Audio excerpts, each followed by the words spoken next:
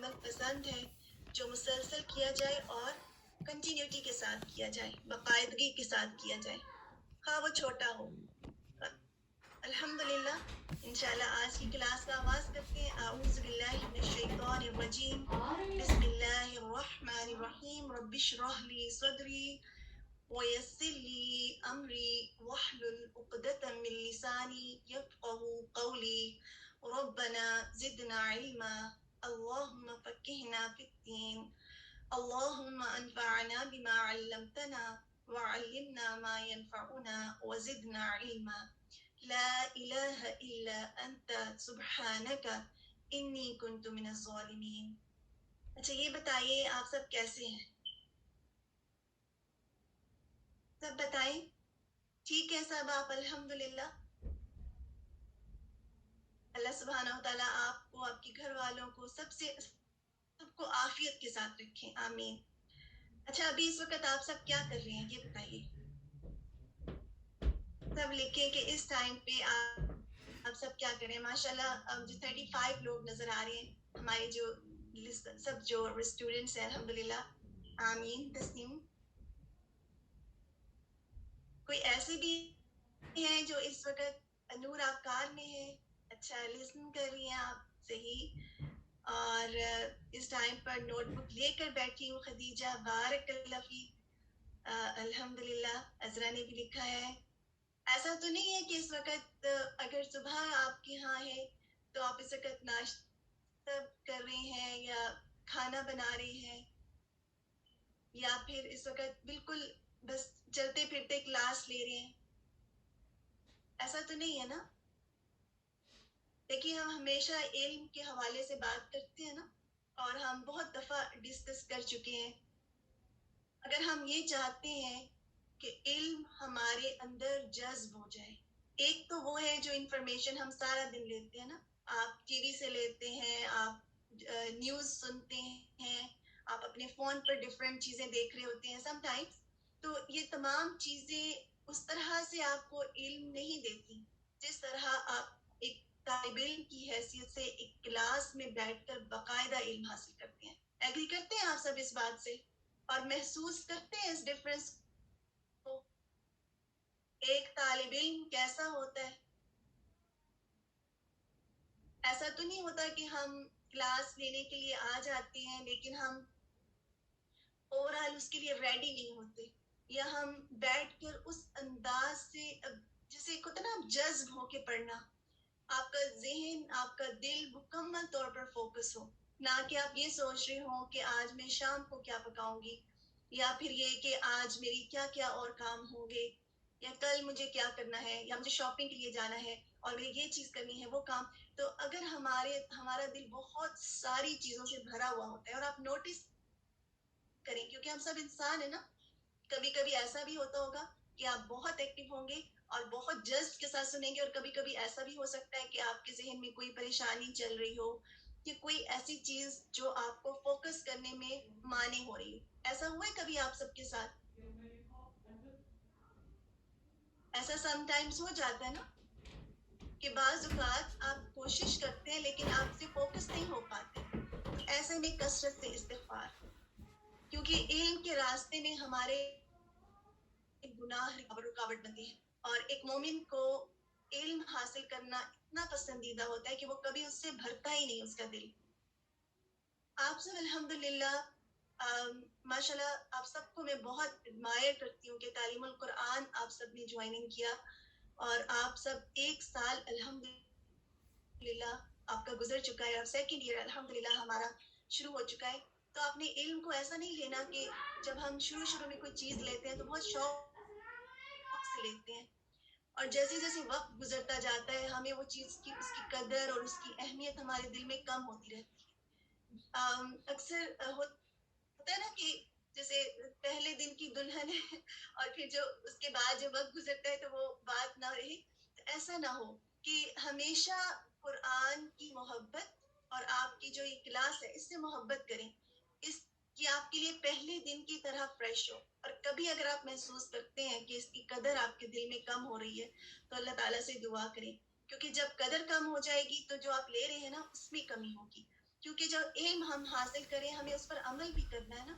اور عمل کیسے کریں گے جب کوئی چیز ہمارے دل میں اترے گی نہیں. کیونکہ علم لینا اور پھر اس کے بعد عمل نہ کرنا کیسا ہے کے بارے میں ہے کہ علم پر عمل نہ کرنا علم کی برکات کے زائل ہونے کا سبب ہے. یعنی علم جب ہم لیتے ہیں اور پیاس بڑھ رہی ہے الحمدللہ نصرت یہی ریکوائرڈ ہے. اور یہ پیاس بڑھنا دراصل اللہ تعالیٰ کی طرف سے ریوارڈ ہے. کیونکہ جب ہم ایک نیکی کرتے ہیں تو اللہ سبحانہ و تعالیٰ دوسری نیکی کا دروازہ کھولتے ہیں. یعنی طلب بڑھا دینا اللہ تعالیٰ کی طرف سے.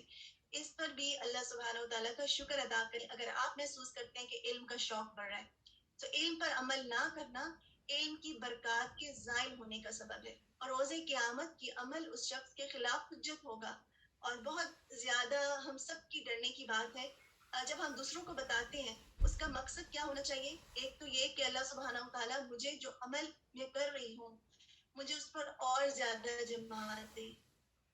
دوسرا یہ کہ اللہ سبحانہ و تعالیٰ نے جو دین ہمیں دیا ہے ہم اس کے محافظ ہیں اور ہماری ذمہ داری ہے کہ ہم اس کو آگے بھی پہنچائیں. یہ نور صرف اپنے تک نہ رکھیں. ایسا تو ہوتا ہے نا کہ اگر آپ کو کچھ آپ نے بہت اچھی کوئی ڈش بنائی یا آپ کبھی کہیں شاپنگ مال میں گئے اور آپ نے کچھ بہت اچھا لگا آپ کو تو آپ گھر آ کے بتاتے ہیں اپنی اگر آپ کی سسٹرز ہیں یا آپ کے رشتے دار ہیں کسی سے بات ہوتی ہے تو آپ بتاتے ہیں کہ یہ ڈش میں لائی تھی بہت مزے کی ہے تم بھی ٹرائی کرو. یا یہ میں جو لے کر آئی ہوں میں نے یہاں سے بائی کیا ہے اس کی پرائس بہت اچھی ہے تم بھی خریدو. اور اس کا مقصد کیا ہوتا ہے کہ ہمیں کیونکہ اچھا لگتا ہے تو ہم چاہتے ہیں دوسرے بھی یہ کام کریں. تو اسی طرح قرآن سب سے بڑی نعمت ہے نا جو آپ سب کو مل رہی ہے تو یہ دوسروں کو بھی ملے. اس کی تمنا رکھنا اور اس لیے آگے پہنچانا. لیکن صرف اس لیے پہنچانا کہ ہمارا بڑا نام ہو اور ہم مشہور ہو جائیں. یا عائشہ رضی اللہ عنہا جو نبی صلی اللہ علیہ وسلم کی زوجہ مبارکہ تھی اور اپنی وفات کے وقت انہوں نے کہا کہ کاش میں بھولی بصری ہوتی. یعنی ان کی اتنی خصوصیات ہیں آپ سب جانتے ہیں نا. تمام کھانوں میں سب سے افضل سرید ہے اور تمام عورتوں میں سب سے افضل. اسی طرح عائشہ رضی اللہ تعالی عنہا کو اہمیت حاصل ہے نبی صلی اللہ علیہ وسلم کے ایک فرمان کے مطابق. تو اس کے باوجود انہوں نے کہا کہ اس کا مطلب یہ کہ وہ مشہور ہونا نہیں چاہتی تھی. تو اب یہ نہیں چاہتی تھی کہ آپ کا نام لیا جائے یا آپ کی کوئی لوگوں کی نظر میں مقام بن جائے. اصل مقصد علم پھیلانے کا کیا ہونا چاہیے اس کو اپنے ذہن میں تر و تازہ رکھنا ہے اور اس بات سے ڈرنا ہے کہ کبر مقتا عند اللہ ان تقولوا ما لا تفعلون. اللہ کے نزدیک یہ بات سخت ناپسندیدہ ہے کہ تم کہو اور وہ بات جو تم کرتے نہیں ہے. الصف آیت 3. تو جو عمل ہم کی بات ہم آگے پہنچا رہے ہیں اس پر خود بھی عمل کرنا ہے انشاءاللہ. اور پھر اللہ تعالیٰ سے اس عمل پہ استقامت کی دعا بھی مانگنی ہے. الحمدللہ علم کی دعائیں ہم نے پڑھ لی ہیں آپ سب کی. بالکل اب علم ایک ایسا سمندر ہے کہ وہ تو کبھی ختم نہیں ہوتا نا. وہ تو جاری رہتا ہے اور ہم اس میں سے جتنا بھی لے لیں اس میں کمی نہیں آئے گی. اور آج کی جو دعا ہے جو آپ سب کے ساتھ میں کچھ شیئر کرنا چاہ رہی تھی. ایک تو لاسٹ ویک ہمارا جو تفسیر کا جو لیسن ہوا تھا اس سے کچھ عمل کی باتیں کوئکلی میں آپ سب کے ساتھ شیئر کر لیتی ہوں انشاءاللہ. تاکہ ہم کیونکہ لاسٹ ویک ہم اپنا پورا نہیں کر پائے تھے یہ میں نے تھوڑے سے 3 to 4 منٹس اس میں آپ کے لیے ایکسٹرا لیے ہیں آج کے ہمارے بگننگ کے سیشن میں. اچھا یہ بتائیے آپ سب نے اپنی تفسیر کا جو لیسن ہے وہ سن لیا تھا؟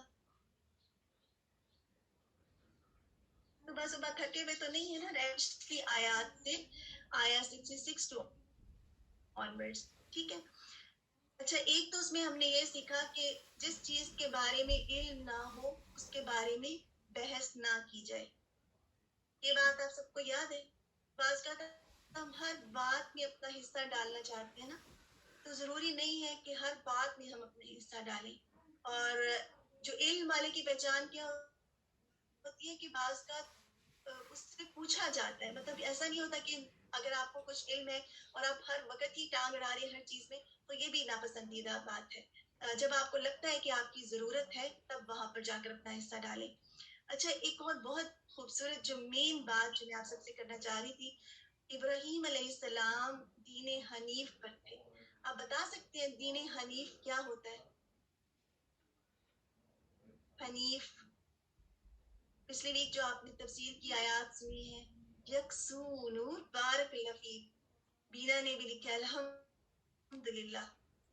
تو اب اپنے آپ کو چیک کرتے ہیں کچھ خصوصیات میں کہ کیا میں دین حنیف پر ہوں, نہیں کیا میں یکسو ہوں.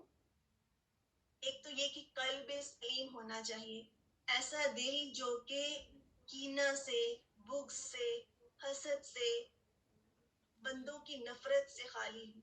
یعنی ہماری محبت اللہ کی خاطر اور نفرت بھی اللہ کی خاطر. جو چیز اللہ تعالیٰ کو ناپسند وہ بھی ہمیں ناپسند ہو, اور جو اللہ تعالیٰ کو پسند ہو وہ ہمیں پسند ہو. یہ ہمارا پوری لائف کا جو ایک کرائٹیریا ہوتا ہے, اس پر سیٹ کرنا چاہیے ہمیں اگر ہم یکسو ہونا چاہتے ہیں, فوکس ہونا چاہتے ہیں, جسے سسٹر حسرہ نے لکھا.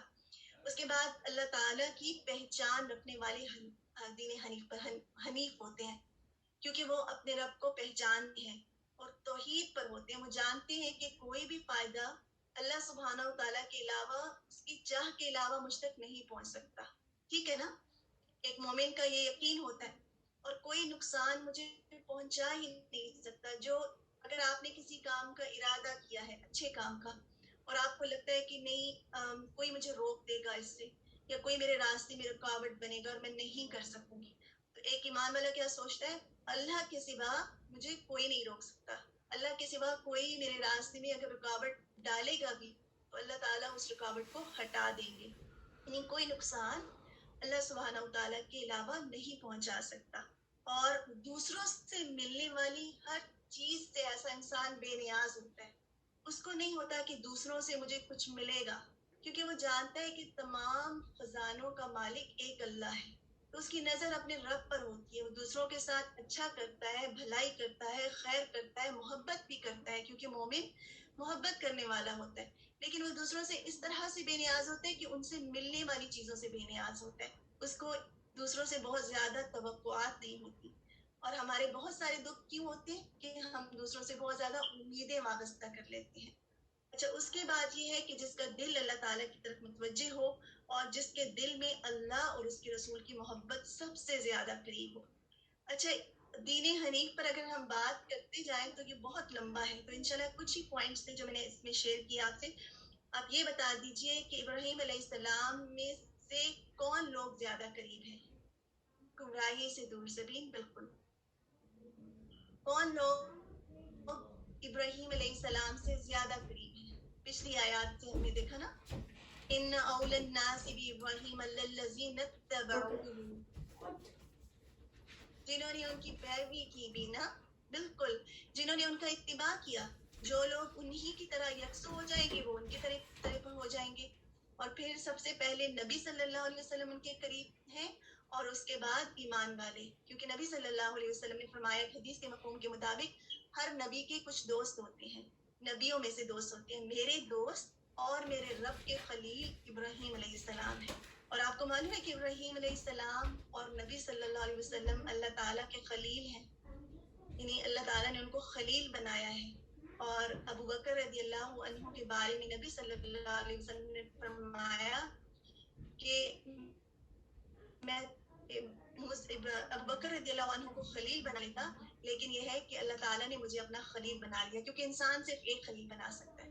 تو اللہ تعالیٰ سے یہ دعا کیا کریں کہ اللہ مجھے بھی اپنا خلیل بنا لے. اللہ تعالیٰ کے لیے تو کمی نہیں ہے نا کہ وہ کتنے سارے خلیل بنا لے. تو جو بھی دین حنیفی پر ہوگا, یکسو ہوگا, وہ کوالٹیز اس کے اندر ہوگی, کسی بھی امت میں سے ہوگا, نبی صلی اللہ علیہ وسلم کے قریب ہوگا, اللہ سبحانہ و تعالیٰ سے امید ہے کہ اللہ تعالیٰ اس کو بھی خلیل چنیں گے. تو اس لیے انشاءاللہ آج کا سیشن یہی تک رکھتے ہیں, اس دعا کے ساتھ کہ اللہ مجھے اپنا خلیل بنا لیں, آمین. اپنے نیکسٹ سیشن کی طرف چلتے ہیں. آپ کے ریمائنڈر آج کے لیے آپ لوگ سب دیکھ لیجئے, اللہ تعالیٰ کی خاطر اور اخلاص, علم کی طلب, صدقہ امید آپ سب نے کیا ہوگا, اور پھر استغفار, دعا, اچھے اخلاق, ہمیں مسلسل کوشش اور صبر کرنا, اور گناہوں سے بچنا, اللہ تعالیٰ کے قرب اور دیدار کی دعائیں کرنا. انشاءاللہ یہیں تک اپنا یہ والا سیشن رکھتے ہیں. آپ کی تجوید کا سیشن ہے سسٹر اسما زبیر کے ساتھ, اور آپ نے ان کے ساتھ سننا ہے غور سے, اور ان کے ساتھ ریسائٹ کرنا ہے. یہ بہت امپورٹنٹ ٹائم ہوتا ہے, یہ ٹائم خاص ٹائم ہوتا ہے. اس لیے اس وقت جب آپ لوگ ریسائٹیشن کرتے ہیں تو اپنے سارے کام چھوڑ کر فوکس ہو کر سسٹر اسما کے ساتھ اب تھوڑی سی لاؤڈ آواز میں, ایسا نہ ہو کہ بالکل ہی آپ جیسے آہستگی سے وسپرنگ میں نہ پڑھا کریں، تھوڑا سا اونچی ریسائٹ کیا کریں انشاءاللہ۔ السلام علیکم ورحمۃ اللہ وبرکاتہ۔